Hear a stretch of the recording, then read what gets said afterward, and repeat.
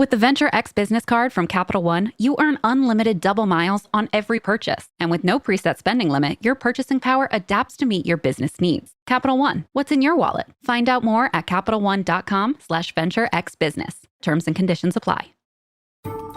I'm Sarah Lynch, and you are listening to Your Next Move, Audio Edition, produced by Inc. and Capital One Business. On today's episode, host Aisha Bowe talks with serial entrepreneur Marc Lore, whose latest company is Wonder Group, a company that aims to create a mealtime super app featuring a collection of delivery-first restaurants, experiences, and meal kits. In their conversation, Marc, who has sold multiple businesses to giants like Walmart and Amazon, shares invaluable insight on every stage of a company's growth from inception to exit. But before we get to that interview, let's hear from Stephanie Mehta, CEO and Chief Content Officer of Mansueto Ventures, about the tools that founders can use to help plan their exit. Thanks, Sarah. Like virtually every area of life, technology offers solutions that can help existing business owners gather information, analyze data, and make decisions. Those tools help business owners better run their companies, and they can help founders when it's time to think about exiting their businesses. Options like valuation tools, deal management platforms, and marketplaces give owners information. That information can then help them determine how much their business is worth and make decisions for their exit plan. While your exit may be far off, it's still a good idea to know about these tools so you can be ready when you need them.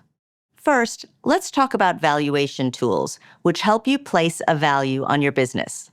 Here's how they work. You input data like business revenue, profit, expenses, assets, and liabilities. Then you choose how you want your business value to be calculated. There are generally 3 approaches.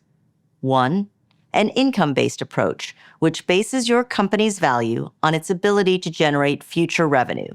2, a market-based approach, which compares your company to other companies that have recently sold or which are currently for sale.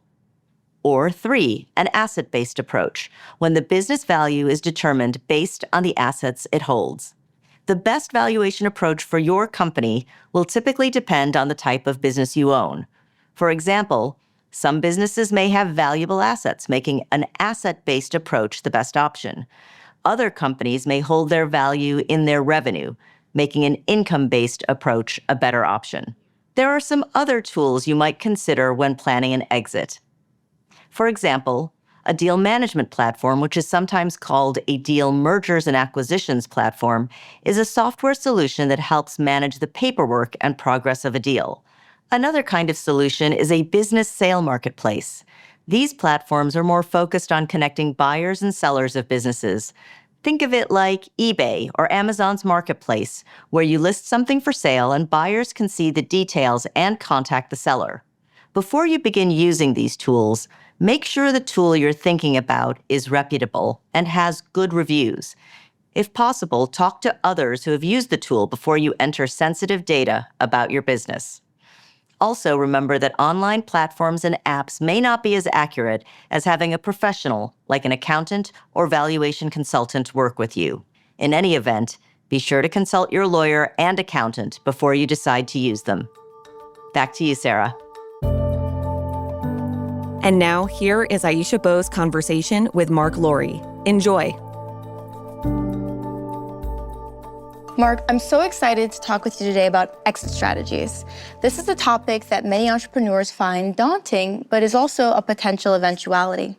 But first, let's set the scene. You've had this amazing career. You have built and sold 4 businesses, and that's just what you've done thus far. I get the sense that you never think small. Can you tell me what's going through your mind when you start a business? How are you going to build it? How are you going to scale it? How do you approach it? Yeah, I mean, it starts with just a seed of an idea, and you just sort of keep building on it. So you get to a certain place and you think, how do we make it even bigger, go take it to the next step, the next level, I mean. And you just are thinking all day, every day about it. You know, in the morning when you wake up, when you go to bed at night, and just brainstorming about how to push it further.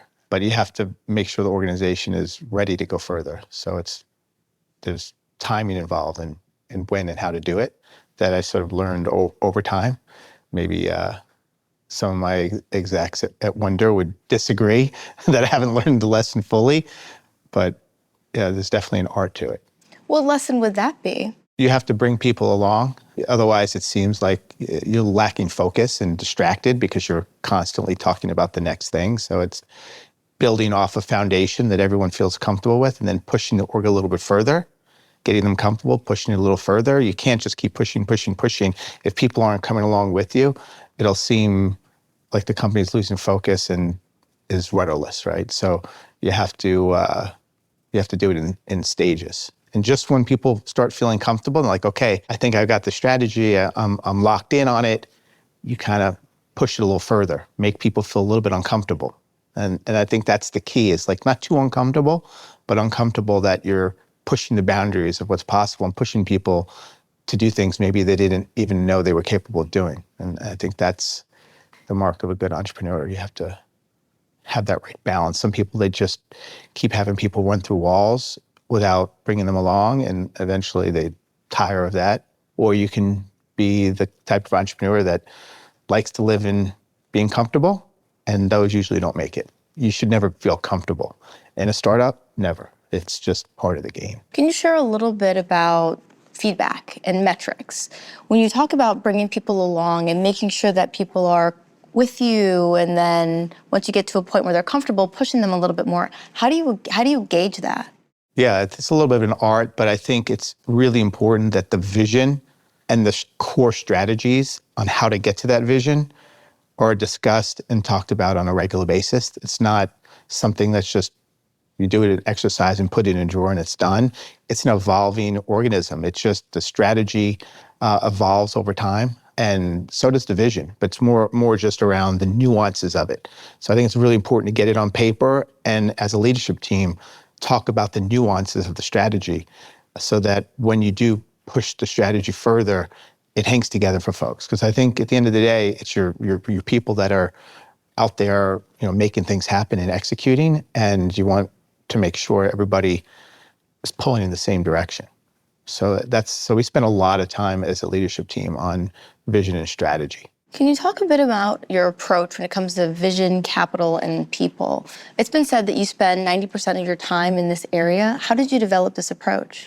This is just over the last 25 years of being an entrepreneur. You start to realize the most important things that a founder can focus on is vision, capital, and people. Those are like the three things. And a lot of times people get too distracted in the weeds of the day-to-day and they kind of miss the big picture. And I did, certainly, and that's how I learned from it. But each of those areas, when I say V for VCP, vision, I'm really talking about the sort of 10 to 15-year plan of what you want to become, the strategy of how you expect to get there, like what's your competitive advantage and how are you going to attack it in a way that no one else is, the organizational structure to support that strategy. This is usually a missing piece where people think about org structures more like a people thing under P. It's not really. The org structure has to support the strategy so that you have people have end-to-end ownership and accountability for the most important areas around the strategy. And the org structure needs to align with that strategy. So if you have 5 really big high-level strategies, you want to make sure that you can say that this individual, you're accountable for delivering this part of the strategy, and build the org structure around that as opposed to build it by functions, which is the way people typically build it. And then what are the most important metrics, and make sure that the org structure is also built on them. And that's kind of like the V part of it. And then C, capital, is really about the capital. It starts with the capital plan. So how much capital do you need over time to execute against the vision? Typically would break down raises into 18 to 24 months. And so how much capital do you need now? Where do you expect the valuation to be? And what do you need to accomplish over the next 18 to 24 months to raise the next round? And then what do you need to accomplish over the next 18 to 24 months to raise the next round? You should have that all planned out.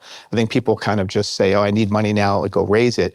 It's not really about the round that you're in now. It's really about the next round that you should be thinking about when you're raising this round, because you need to make sure you have enough capital to do what you need to do to get to that step up. And I always like, as a rule of thumb, to want to double the valuation every time you raise money. And so how much money do I need now to double the valuation and accomplish what I need to accomplish to get to that next round of financing? In every round, whether it be now there's pre-seed, seed, A, B, C, every round stands for something you need to prove before you make it to the next round. And so you want to make sure you have enough capital to do that. So, in the first, when pre-seed, it is the big vision and it's the founder. And that's enough to sort of get it done.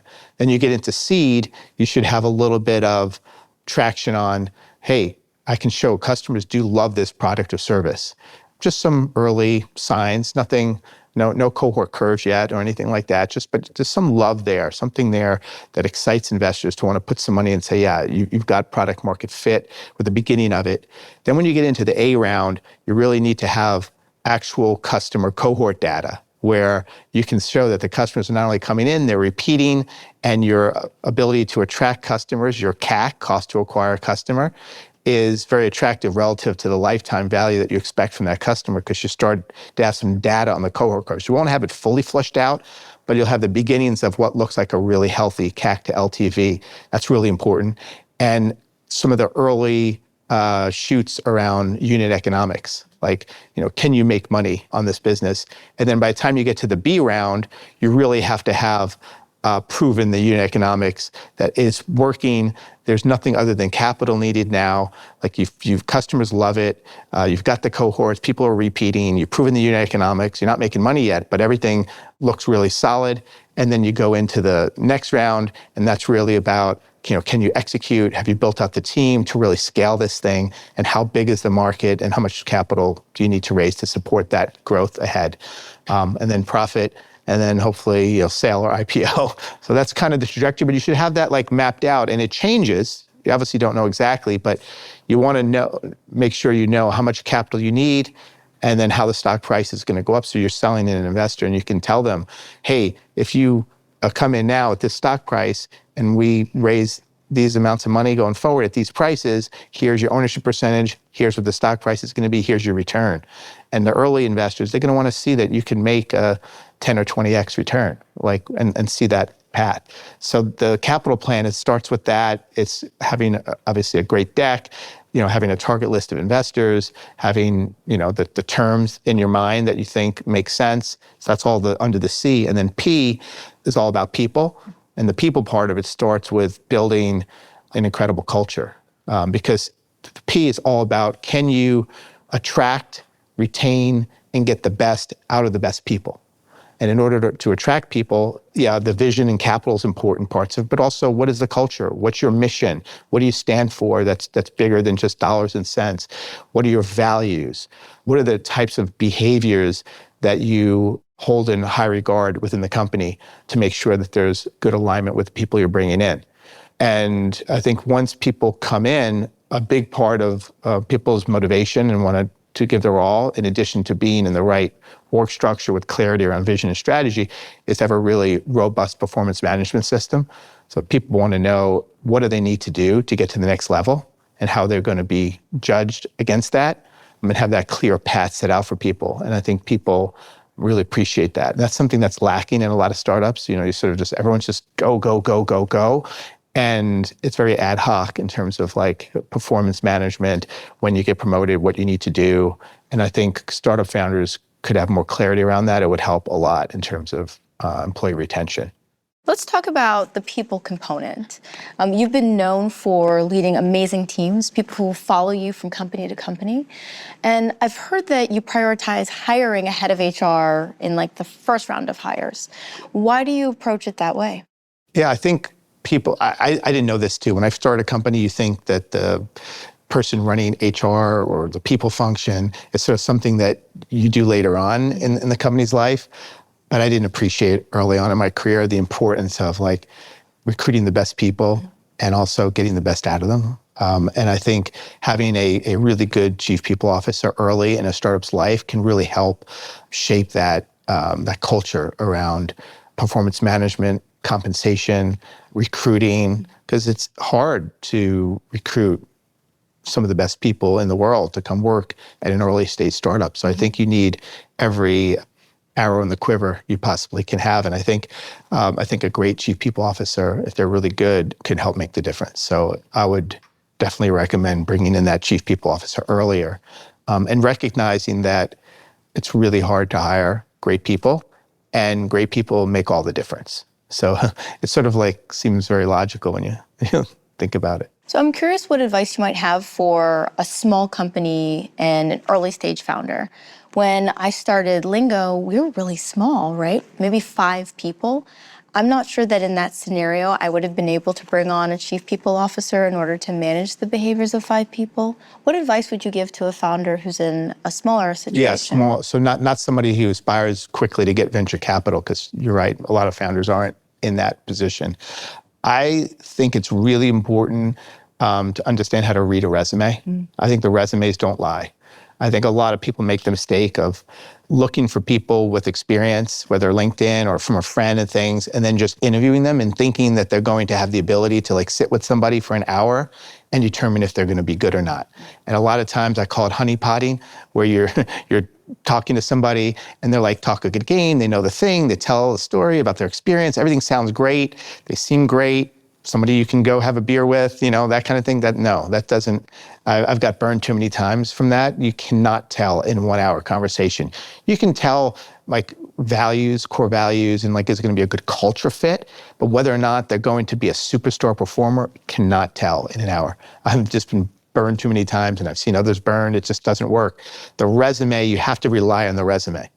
And the resume, it's very, very simple. You need the person to demonstrate success in multiple companies, a demonstrable level of success. They come into a company, they stay there for 3 to 5 years, and multiple promotions. Especially early in the career, they should be moving very quickly if they're a star. And when they move from a company to another company, it makes sense. It's like a step up. You want to see that, you're like, oh, I get why they left. That's a huge jump. If you see any kind of lateral movements, if you see people stay at a place for a year and a half, no promotions, out. Just don't even look at it. A lot of people criticize me and they say, well, you might miss somebody, like I have an excuse for why that happened. It's like, yeah, but you can't sift through the diamond in the rough that it was just true or not. So I don't even look at that anymore. You have to have, that's why as an employee, you got to really think about your career, because the moves you make affect the net present value of what you're worth in the market. If you're not even getting a look from Wonder because your resume is, that's a big price to pay. And so I would give the advice to anybody coming out into the workforce, the first 2 jobs, it's okay if you want to work a year or 2 on the first couple because you're kind of figuring things out. You go into that 3rd job, that's where you better be there 4 or 5 years, and you better have multiple promotions. And then when you leave that job, it better be a really good step up. And then you got to do it again in that company. And then if it's very hard to find people with those resumes, believe it or not, because that's what a top 10, top 5% looks like. And that's what we target. And so if you start in a company from the beginning and you can't afford to get it wrong, do not risk it with a resume that is like, has some yellow flags in it. Potential. Yeah, but weeding through it and willing to go through 100 resumes and pick that 1 or 2 that really stand out and then go after them hard and pay them what they need. Because the difference between a top 5%er and a mediocre performer could be the difference between a company being a home run and failing. I think there's always a lot of conversation from the employer perspective on how to find, how to retain talent. Yeah. But one of the things that you said that I feel comes up so rarely is how to make yourself good talent, right? Yeah. Aside from your raw potential, this idea of you want to go into a career, you want to stay for a certain period of time, you want to be gunning for promotions, you want to be able to demonstrate to someone in your resume a certain level of success. I had an incredible mentor early in my career, and he encouraged me to keep an Excel sheet. And on the Excel sheet, he was like, I want you, every time you do something that has value to this organization, you write it down, you date it, you include an asset to back it up, and you bring it in your performance review. You send it before your performance review to let your supervisor know that you're performing. And it made it so that every time I was able to be promoted, I was promoted. But that approach is something that a lot of people don't necessarily think about. Yep, And they that's a don't good think point. about it in terms of preparing themselves for the decisions that we have to make, which is we want to grow great things with great people. Yeah. But how do we know that you're the one? Right. Yeah. We hear a lot of conversation about culture. Why are you so passionate about creating mission-driven cultures at your companies? Yeah, I mean, the culture is your everything in a startup. If you can have a culture where people want to come work, some of the best people in the world, and you're able to motivate them and get the very best they've got to give. Because there's a lot of companies that can hire great people, the biggest companies in the world, able to hire great people, they pay them well, but not necessarily able to get the best that they've got to give. That really comes with having people fall in love with the mission and the vision of the company, where they really feel part of something bigger than themselves, and they want to do whatever they can to participate in what's happening, and the impact you're making on the world.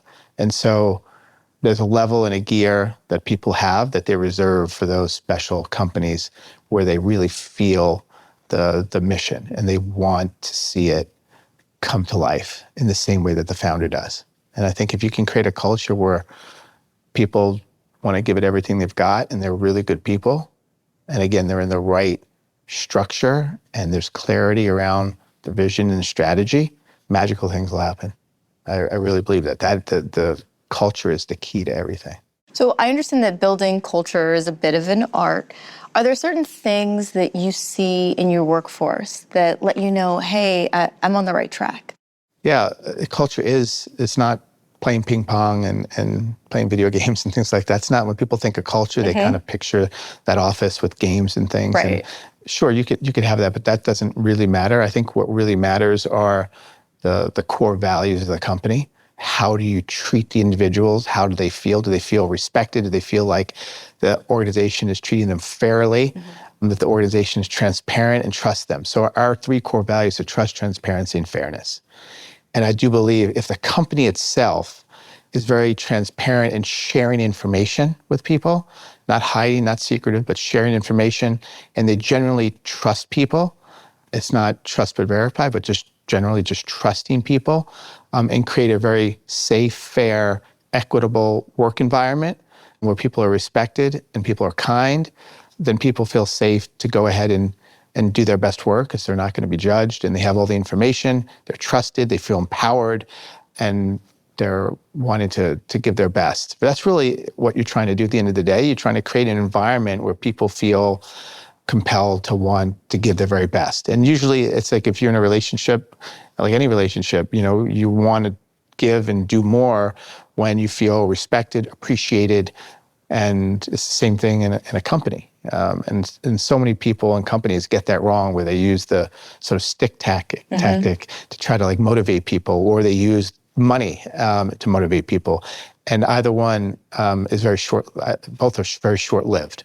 If you want long-term, sustainable motivation from employees, you have to treat them right, and you have to trust them and be open with information.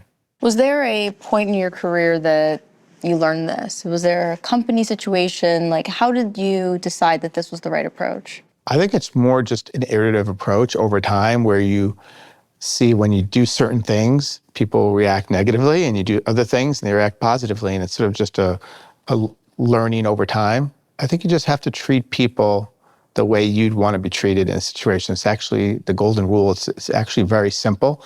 But a lot of companies, they get stressed, the founder gets stressed, people get stressed, and you revert to tactics that probably not conducive to long-term company love, As someone who has founded and scaled at an enormous rate, several successful companies, do you have that, oh, I'm stressed, I need to take a time out? Are there certain signals that you give yourself where you're like, oh, Marc's going to go play golf, or maybe you're going to go catch a game in Minnesota?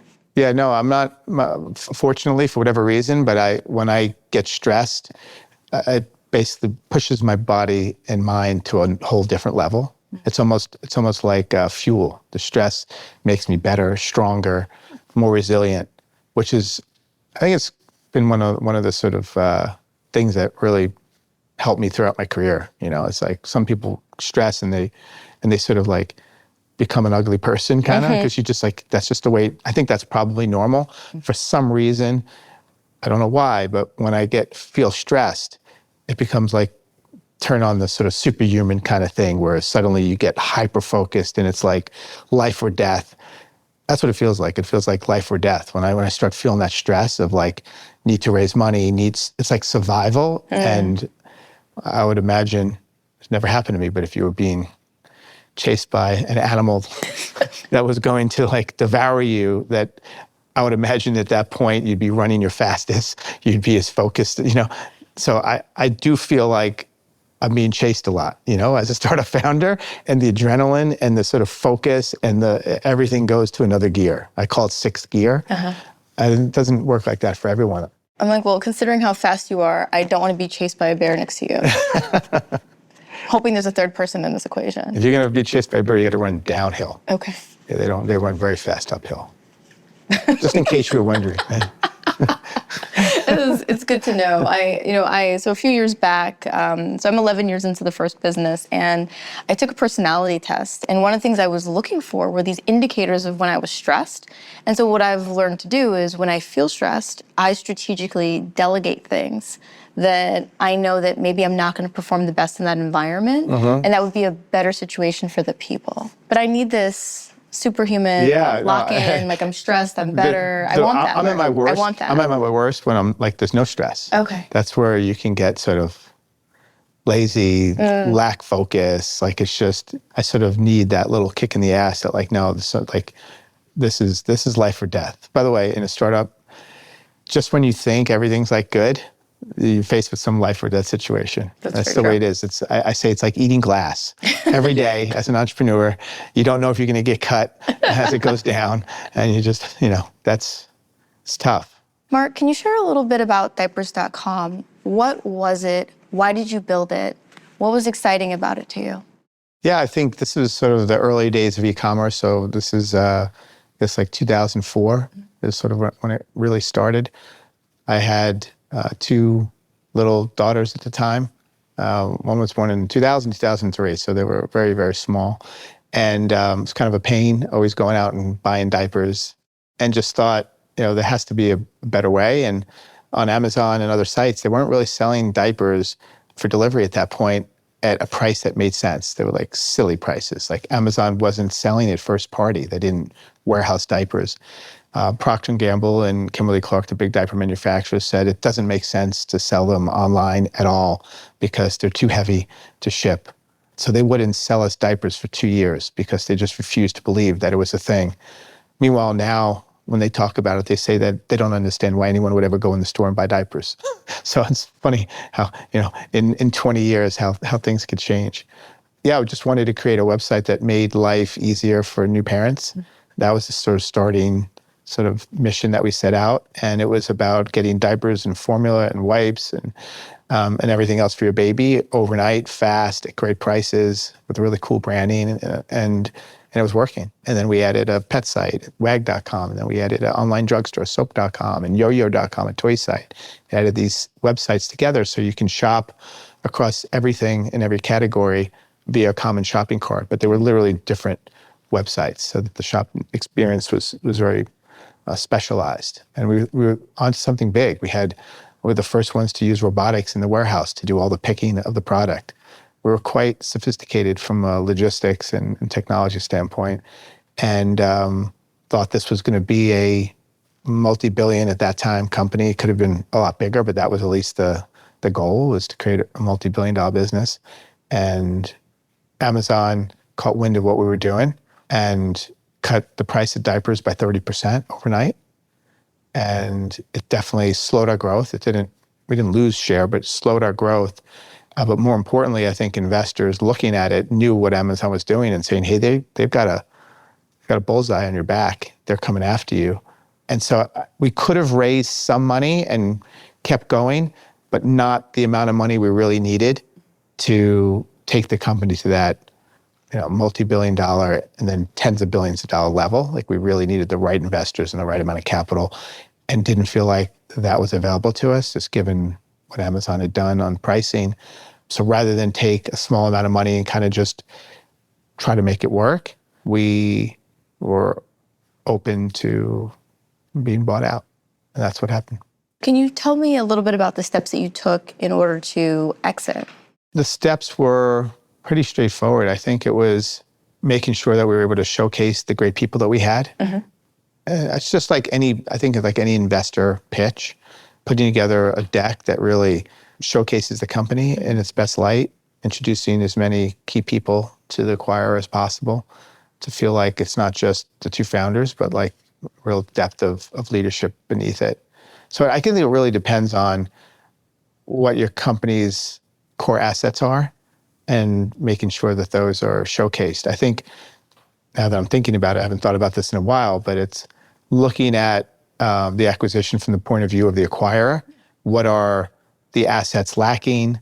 What things, if you were them, would you like about the company and think is attractive in terms of like synergies, and putting those elements, once you think through, front and center, and almost providing the acquiring company with the roadmap of like, if we were together, this is what it would look like. This is what we can do for you. You have this gap here. We can help fill it. So it's sort of being a little bit more aggressive in thinking about what the combined company could be even before they acquire it, I think is important. It's really interesting. I mean, I'm listening to you in real time and I'm just thinking like, wow, even if you weren't going to exit, that could also be a very useful document, right? Because it would give you an opportunity to look the other side and say, maybe these are areas for strategic growth or partnership or investment as something that a founder could do way in advance of an exit. Is that something that you think about now? Like, do you think about what a potential exit could look like and what people would need in your current company? It's not exactly an exit, but it's similar, is thinking about when you have venture capital and you're investing in the company, are you investing a large percentage of the money into building the value of the asset? Because as long as you're building asset value, and when I say asset value, I mean like technology, a product that you know will always have value, that's your sort of backstop. It's the companies that raise a lot of venture capital and they burn it on marketing, they burn it on, overhead, people, not like the asset itself. In the beginning, you should try and put as much money as possible into the technology or the product to make it the best it could possibly be. Because in a worst case, there's always going to be value in that asset. And if you're doing your job well as a startup founder, you're probably able to create technology or a product at a fraction of the price that it would cost a big company to do it. So as long as you're in the money, I call it, in the money, where anybody from the outside looking at the asset you built would want to buy it for at least what you put into it. That's always like a safe place to be. So okay, we're never going to lose investors' money. At the very least, we've got this incredible asset that we can sell and monetize. So it doesn't mean you're thinking about an exit, but you're thinking about building equity in an asset that has value to others as sort of your backstop. From what I've read about you, you had this tremendous rebound. I mean, you went back, you built another company. It's amazing, it's scaled, and you had a different approach, or a different experience rather, in that exit. So the question that I kind of want to ask is, having gone through that experience, are there things that you took out of it that you were like, I'm definitely applying this moving forward? Specifically around the exit? I mean, literally, it could be really anything, right? Like, what was it about that experience that really stuck with you and that maybe you applied moving forward? Yeah, I mean, it's funny. I learned something that I didn't apply at the next company, Jetcom, but then applied at Wonder. Okay. So it's interesting. I mean, I think Diapers.com was all about customer love. Like, we were so maniacally focused on making sure the customers absolutely loved the experience. We invested in shipping, the box, the dunnage that went in the box to protect stuff, the experience on the site, speed, price, we had the customer value prop dialed in, and customers absolutely loved it. And even when Amazon dropped the price of diapers 30%, customers didn't leave. Like, they loved the brand. And if you met people, that used the brand at the time, they would always tell us, wow, I absolutely love it. You're a lifesaver. Like, we had something.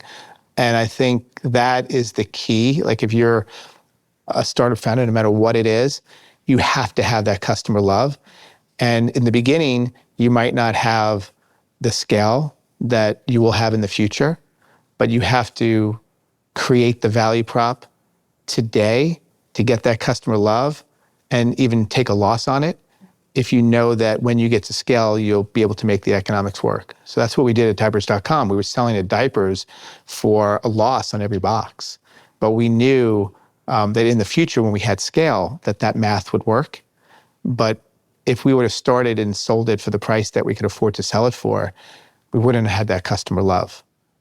We really overinvested in the value prop early on, and we're taking a loss knowing that we would eventually make it work at scale. So I think the takeaway was you have to work backwards from a value prop that customers absolutely love and invest whatever dollars you need to make that happen.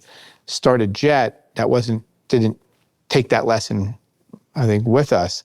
I think the value prop at Jet.com was more commoditized. It wasn't focused on real customer love. It was basically a competitor to Amazon. It had its business model angle that made it competitive, but there wasn't that deep customer love.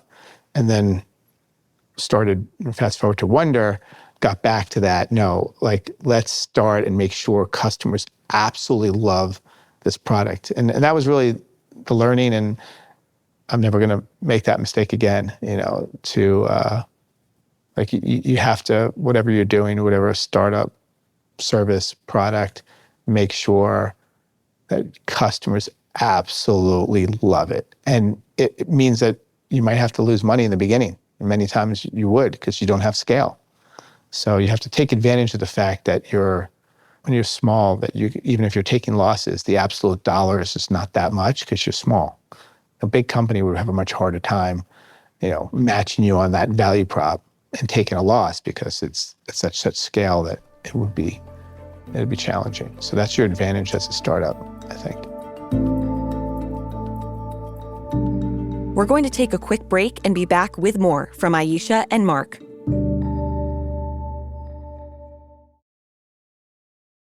Here's a little tip for growing your business. Get the Venture X business card from Capital One and earn unlimited double miles on every purchase. Plus, the Venture X business card has no preset spending limit, so your purchasing power can adapt to meet your business needs. And when you travel, you'll have access to over 1,300 airport lounges. Just imagine where the Venture X business card from Capital One can take your business. Capital One, what's in your wallet?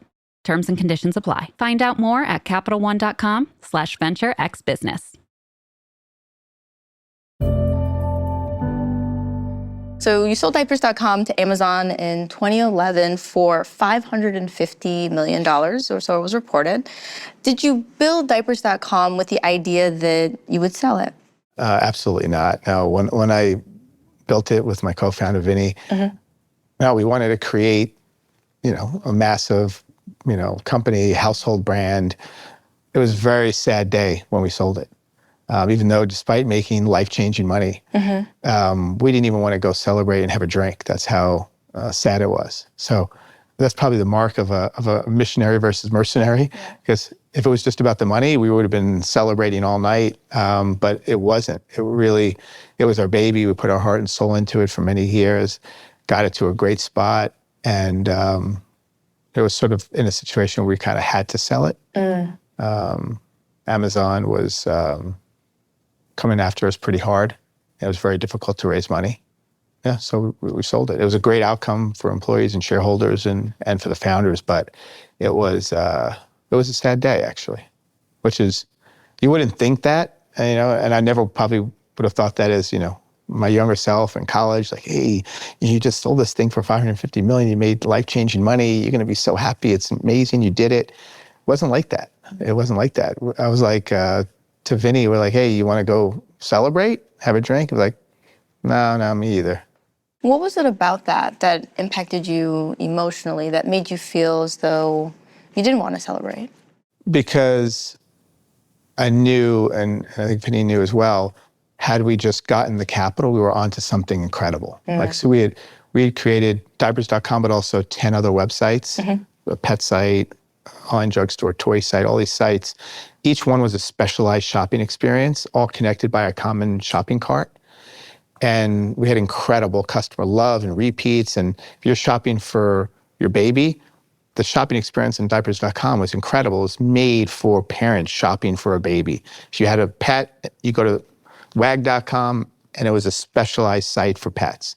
And we just felt like that was the winning formula. It was like this incredible specialized shopping occasion, a dedicated website, but all connected with a common cart. So you can like shop for your baby, then shop for your pet, and then just do one checkout. We had, robotics in the warehouses. We had, overnight delivery to 70% of the country. It was like, we thought we were onto something massive.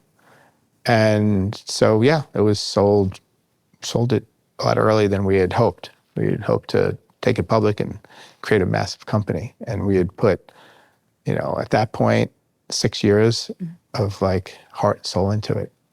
The market was spooked by Amazon, and they're like, they're coming after you, or we don't want to invest. And that was really unfortunate. Yeah. After the acquisition by Amazon, how long did you stay, and why did you leave early? So I think the contract was we had to stay 3 years post the acquisition to sort of integrate the company and continue to grow it, and we did. But I left just shy of 2.5 years into it. I think the company knew that we weren't going to stay longer than 3 years, and just managed to negotiate to get out a little bit earlier than that. I enjoyed what I learned, in being at a company that size, but I'm an entrepreneur at heart, and it just wasn't as fun as being your own startup founder. So left and then did it again. Could we do a quick pivot into mental health? I'm really curious. So you've been acquired by a company that actively changed the future trajectory of the company that you originally founded. And now you're getting up and you're going to work there every single day. How are you making sure that you're staying mentally healthy? That was easy, because that was sort of like after you're sprinting at a startup for, it was like 6 years of sprinting. That was sort of you go into a jog for 2.5 years, right?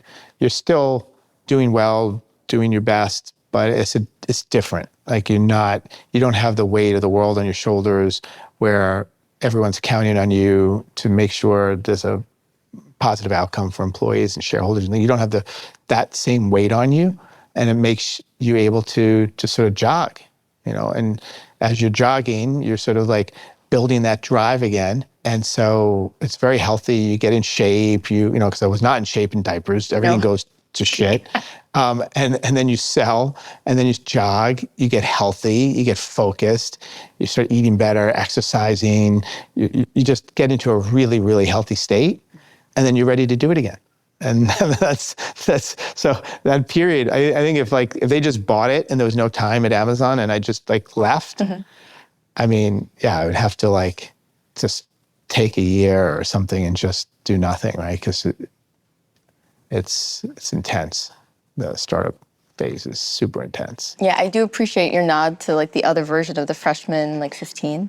Yeah. Yeah. Starting a company is real weight. I call it the financing 15 because you'll always be raising ABR, and it's like that. The fundraising portion of it, I don't know about others, but I just eat. It's just so stressful. The fundraising is so the financing 15.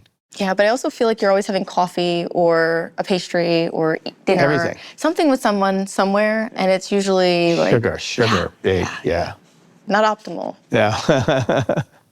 I started my career in banking, and I was the first one in the morning, last one to leave. I was just a really hard worker.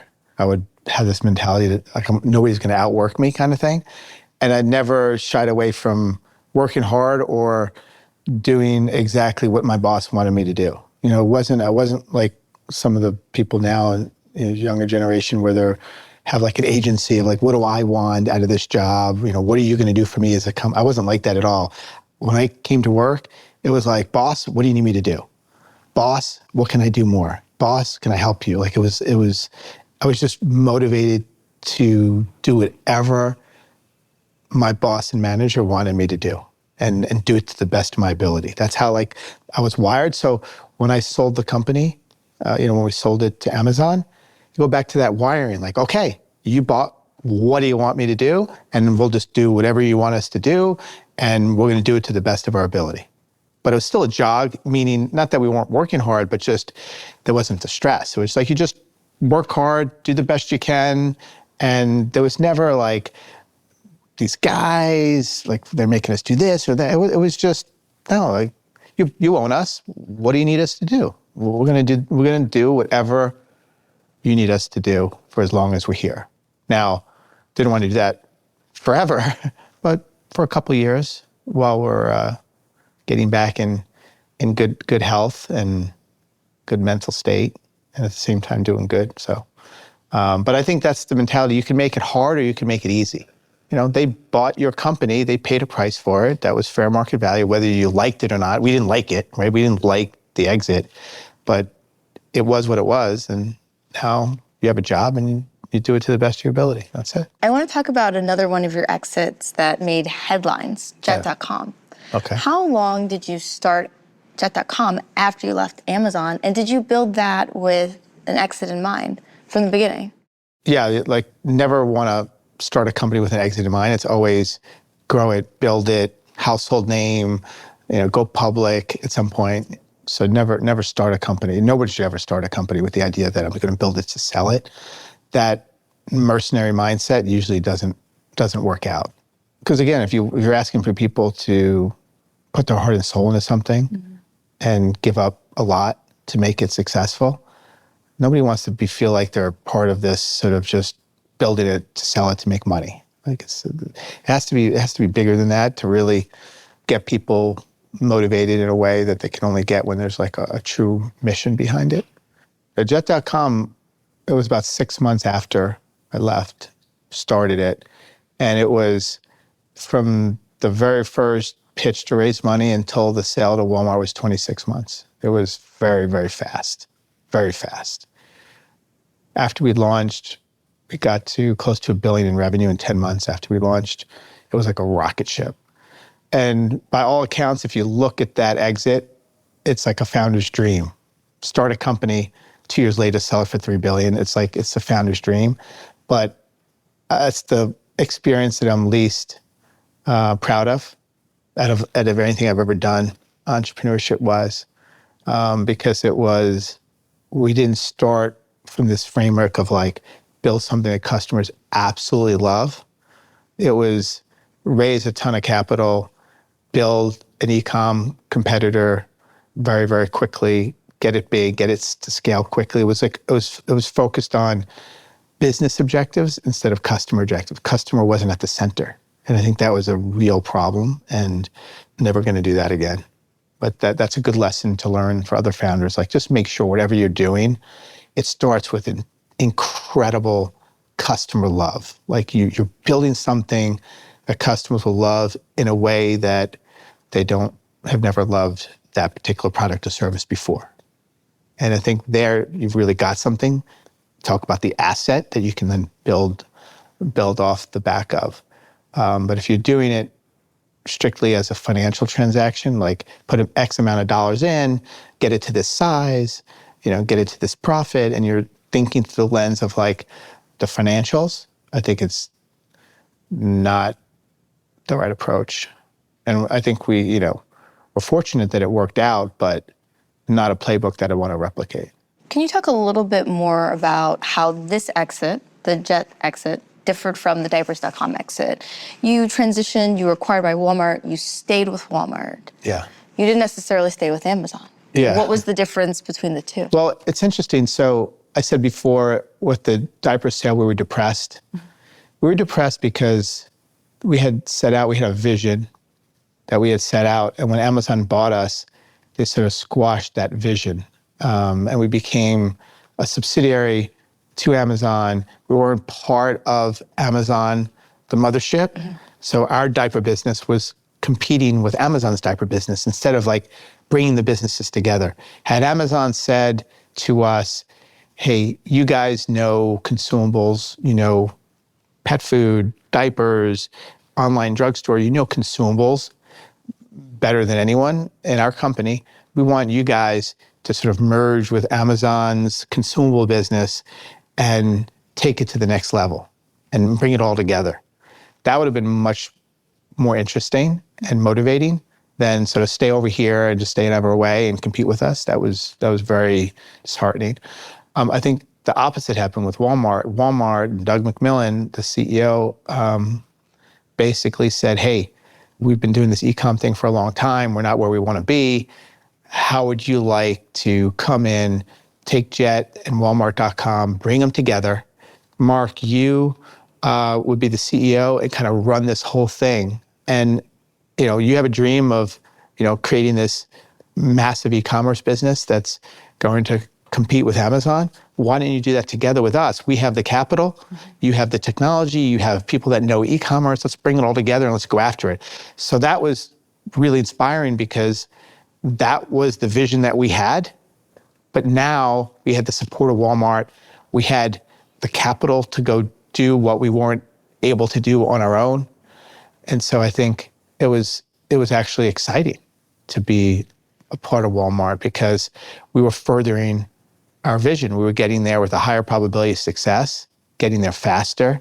And it wasn't the ego thing, like it had to be Jet.com. It was the broader vision of let's create an absolute killer e-com business that gives Amazon a run for their money. Like that's the fun of it. And that was the competitiveness. And Walmart, we're over here, fighting with pistols and knives. And we're looking here and they're like, hey, do you want some tanks and planes? And yeah, let's do it. Let's go. And by the way, you're going to run the whole thing. And so that was really motivating. And so it didn't feel, I think with Amazon, I like to say like we sold out. This wasn't selling out. This was a sale that I think we were all very excited to be a part of. So, having raised such significant sums of money, I'm really interested in your approach to fundraising. Can you tell us a little bit about how you raise dollars? Yeah, first of all, it requires incredible preparation, and you have to be prepared to dedicate most of your time to fundraising. I think a lot of people don't realize what it really takes, and that you're going to get no's 95% of the time. And if you're really lucky, maybe 90%, but you're getting 9 out of 10 VCs that you pitch are going to say no, and you can't be discouraged. It is a numbers game. You have to find the fund that is at the right time, in the right space, that is interested in the stage that you're raising money for, right? So it's a lot of variables that have to line up, and it's a numbers game. You have to go out and do 100, 200, 300 pitches. Somewhere in that range. It's not tens of pitches, it's hundreds. You have to put a lot of time into the deck, into the financial plan, into the story. It all has to hang together. You have to have a roadmap of how much you expect to raise in each of the successive rounds so you can be able to show the investor what sort of return they could potentially make from making this investment. And then I think there is less people raising bigger dollars at earlier rounds. So in some ways, it's easier to raise bigger dollars than it is smaller dollars. So if you're going and raising a $10 million seed round, well, there's not as many people raising a $10 million seed. Most people are raising $1 million seed, right? So there are certain investors that are looking for those big swings, those big bets. Now the market has to support it. So if you're raising 10 million seed and the exit is going to be a multi-$100 million exit, it's not going to work. But if it's a 10 million seed and you see a path to creating a market cap that's in the tens of billions, and you can show that that's a realistic path, that gets people really excited. And as a rule of thumb, it's double the amount raised and double the valuation with each round. So if you start at a $10 million seed round, you want to double the valuation and raise 20 million, then raise 40, then raise 80, then raise 160. And sort of that seems to be the way it's worked out for me in multiple startups, where whatever the first round is, sort of able to sort of double the valuation and double the amount raised with each round after. We've talked about your approach to people, VCP. How do you prepare and lead your teams through the transition of an exit? I mean, I guess it's different depending on what the exit is. So in the case of Walmart, it was very easy because it was like, hey, this is exactly what we've all been talking about from day one. Like our vision, everything we've been talking about is now a reality, with Walmart and with their capital. And it was very motivating, I think, to the folks that we were going to just go bigger, faster with a higher probability of success. In the case of Amazon, it's tough because we were disappointed, didn't want other people to feel disappointed. So we talked about how Amazon is, one of the hottest tech companies in the world, and you get this incredible opportunity to be a part of this and be at a company like Amazon and have this story of being part of this exit and the sale and trying to keep people motivated that way. I think one thing I've learned is that people that are in a startup that go through a successful exit, that it catapults their career. It's really interesting how much more valuable employees are that have been in a fast-growing startup that had a successful exit versus someone who hasn't. So I don't know if people fully appreciate it at the time, but I'm sure they do now, that it's a big deal. Like if you're in a startup and you go 3, 4, 5 years and you like a rocket and then sell to a big Fortune 50, Fortune 100 company, in the case of Walmart, Fortune 1, it's a big deal. When do you know that it's time to exit? It's an art. So because we're never looking to exit, don't want to exit, it is sort of sometimes either you're sort of forced to, like in the case of diapers.com, or in the case of Jet, too good of an opportunity to pass up. In addition to too good of an opportunity to pass up, it was really the opportunity to carry the vision forward. So sort of the combination of like really good shareholders are like, wow, that's an incredible return. Yeah, go do it. I think if it was not tied to, yeah, Marc, here are the keys, like go do and carry out your vision, I think we probably wouldn't have sold. I think it was the combination of like, yeah, shareholders are really happy, employees are happy, they like the exit, and we were able to sort of continue the vision that kind of made it ideal. I can't say when is the right time, but I've seen people make mistakes and not sell when they should. It usually comes down to ego. So I think I would say the best thing to do is sort of really check your ego and make sure that you're being objective about where the company is, what's the probability of raising money, what's the probability of getting to where you want to go. Like you got to like be really objective and honest with yourself. And a lot of people aren't. Maybe it's in a really attractive fundraising market and they find raising money very easy and don't realize that that isn't easy, and then it's going to get harder in the future, and taking that into account and thinking that through. So I think be objective and sort of check your ego, and it's not about you, it's not about your baby or anything. It's like, what's the right thing to do for the shareholders, for the employees, and it's not up to you to go all in with other people's money. So it's like playing poker, It's at some point you look at your hand and you get to decide whether you're in or you're out. And I think a lot of that is, doing probabilities, but also being objective about the math behind it. So if you are an entrepreneur and you're out there and you're listening to this conversation, can you give me like a top 3 things you should think about that might indicate that you should exit, even though maybe you're thinking that you should? Yeah, I'll tell you the one thing. There's only one thing. This is the most important thing. When you're thinking about having to slow growth to conserve cash because you're worried about running out of money, if you're even thinking about that, it's time to exit. Because what people don't really realize and appreciate is you're raising money from VCs because they're excited about this potential growth trajectory that you're on. And at some point, people will start pushing for, when are you going to start making money? There's 2 ways to go there. You could say, yes, we're going to make money, but if we keep growing, we're going to get to such scale that the profits are going to start flowing. Or you could try and slow the growth rate, cut marketing, cut your overhead, and try to get profitable and force profit now. In that latter scenario, you might as well just die now, because it's very, very rare that a company cuts their growth, cuts their overhead to try to squeak out a little profit. Then you're left with a company that is marginally profitable with no growth story and very unhappy employees, right? So I think if you're thinking about that, it's time to sell.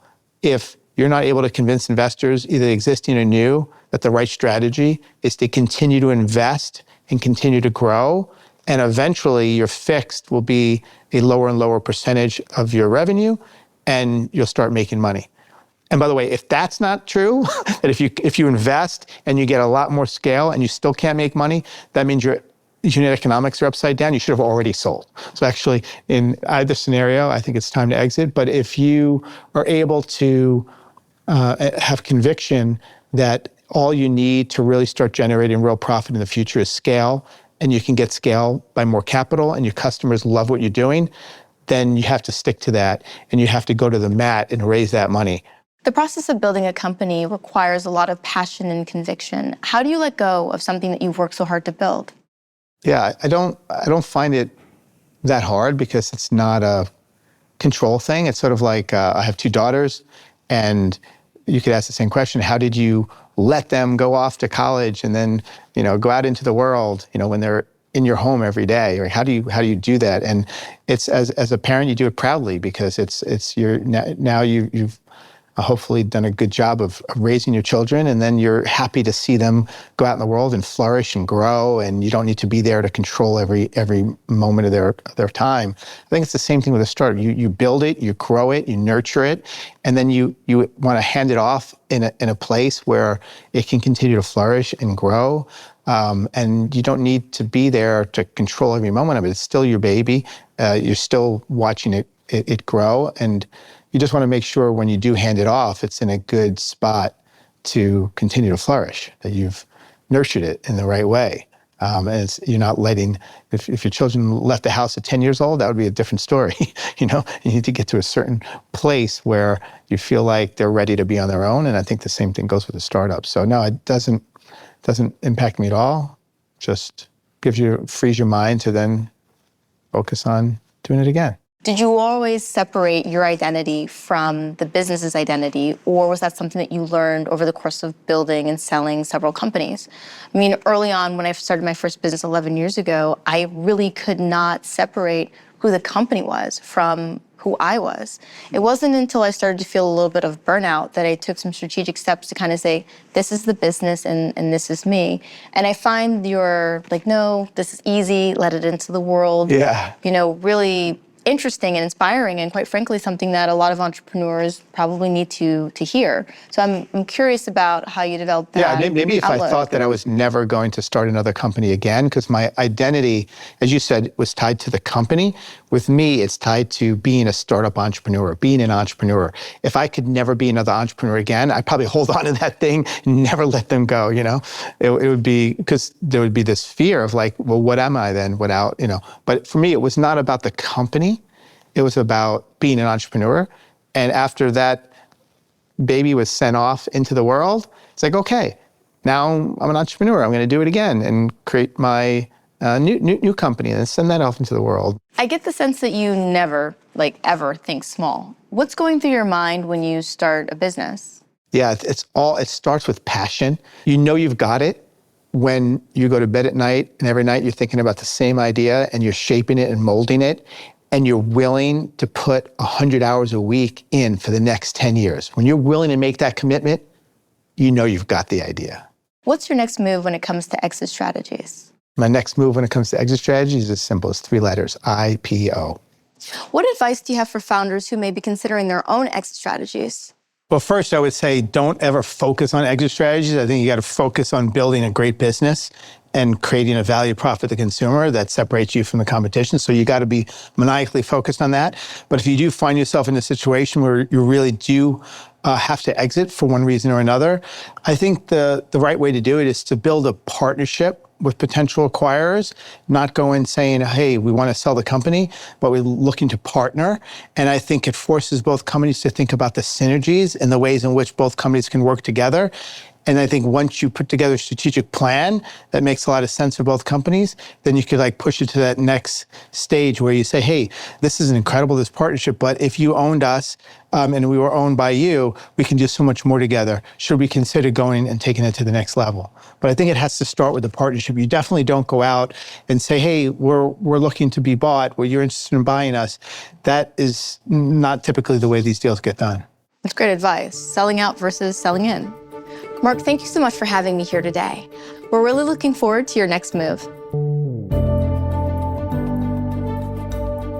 That's all for this episode of Your Next Move. Our producer is Matt Toder, editing and sound design by Nick Torres. Executive producer is Josh Christensen. If you haven't already, subscribe to Your Next Move on Apple Podcasts, Spotify, or wherever you listen. Your Next Move is a production of Inc. and Capital One Business.